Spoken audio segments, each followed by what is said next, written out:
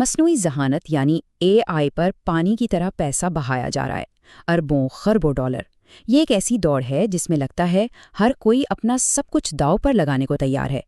لیکن سوال یہ ہے کہ کیا یہ سنہری دور ہمیشہ رہے گا، یا یہ صرف ایک غبارہ ہے جو کسی بھی وقت پھٹ سکتا ہے؟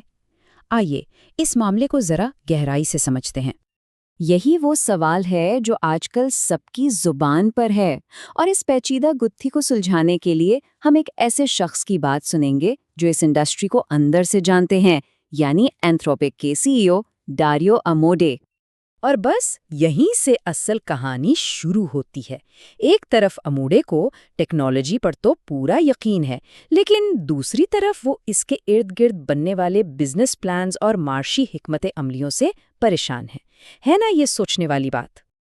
تو آخر ان کے خدشات کی وجہ کیا ہے؟ یہ وہ معاشی چیلنج ہے جسے اموڈے کون آف انسرٹینٹی یعنی غیر یقینی صورتحال کا دائرہ کہتے ہیں، اور یہ ایک ایسی مشکل ہے جس کا سامنا آج ہر بڑی AI کمپنی کر رہی ہے۔ دیکھیے، اموڈے کا AI ٹیکنالوجی پر بھروسہ انہی اسکیلنگ لاز کی وجہ سے ہے۔ یہ ایک سیدھا سا اصول ہے، جتنا زیادہ ڈیٹا اور جتنی زیادہ کمپیوٹنگ پاور دیں گے، ماڈل اتنا ہی بہتر ہوتا جائے گا۔ مطلب ٹیکنالوجی کی ترقی کا اندازہ لگایا جا سکتا ہے۔ تو اصل مسئلہ یہیں آتا ہے۔ اربوں ڈالر کے ڈیٹا سینٹر آج بنانے پڑتے ہیں، لیکن 2 سال بعد ان کی کتنی ضرورت ہوگی، اس کا کسی کو کوئی اندازہ نہیں۔ یہ وقت کا فرق ہی وہ سب سے بڑا خطرہ ہے جو پورے سسٹم کو ہلا سکتا ہے۔ تو اب کمپنیوں کے پاس 2 ہی راستے ہیں، اور دونوں خطرناک ہیں۔ یا تو وہ کم سرمایہ کاری کریں اور مقابلے میں پیچھے رہ جائیں، یا پھر بہت زیادہ پیسہ لگا دیں اور دیوالیہ ہونے کا خطرہ مول لیں۔ مطلب آگے کھائی پیچھے کنواں۔ اموڈے کے اس بے باک تبصرے سے پتہ چلتا ہے کہ خطرہ تو سب کے لیے ہے، لیکن کچھ کمپنیاں تو بالکل آنکھیں بند کر کے ایک بہت بڑا جوا کھیل رہی ہیں اور اپنا سب کچھ داؤ پر لگا رہی ہیں۔ تو یہ معاشی خطرات اصل میں نظر کیسے آتے ہیں؟ چلیں AI کے اس کاروباری میدان جنگ میں اتر کر دیکھتے ہیں کہ کمپنیاں کر کیا رہی ہیں۔ یہاں ہمیں 2 بالکل الگ الگ حکمت عملیاں نظر آتی ہیں۔ ایک طرف گوگل اور اوپن AI ہیں جو عام لوگوں کی توجہ حاصل کرنے کی جنگ لڑ رہے ہیں، وہیں دوسری طرف اینتھروپک جیسی کمپنیاں ہیں جو خاص طور پر کاروباری ضرورتوں کے لیے اپنے ماڈلز بنا رہی ہیں۔ یہ سمجھنا بہت ضروری ہے کہ بزنس کو کیا چاہیے۔ انہیں صرف گپ شپ کرنے والا AI نہیں چاہیے، بلکہ ایسا ماڈل چاہیے جو کوڈنگ کر سکے، سائنسی تحقیق میں مدد دے اور مالیاتی تجزیے جیسے سنجیدہ کام کر سکے۔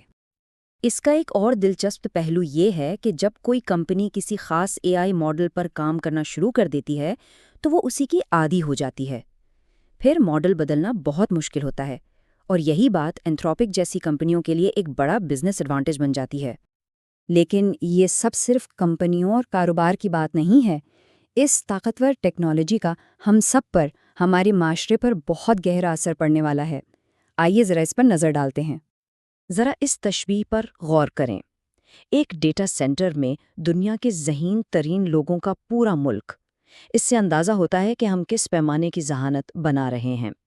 اور اموڈے کا ماننا ہے کہ قومی سلامتی کے لیے یہ بہت ضروری ہے کہ جمہوری ممالک اس دوڑ میں آگے رہیں۔ یہاں اموڈے ایک بہت نازک توازن کی بات کر رہے ہیں۔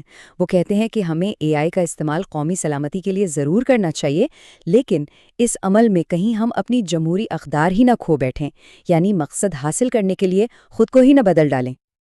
اچھا، تو پھر نوکریوں کا کیا بنے گا؟ اس چیلنج کے لیے اموڈے ایک 3 نکاتی منصوبہ پیش کرتے ہیں۔ پہلا، پرائیویٹ سیکٹر نئے مواقع پیدا کرے۔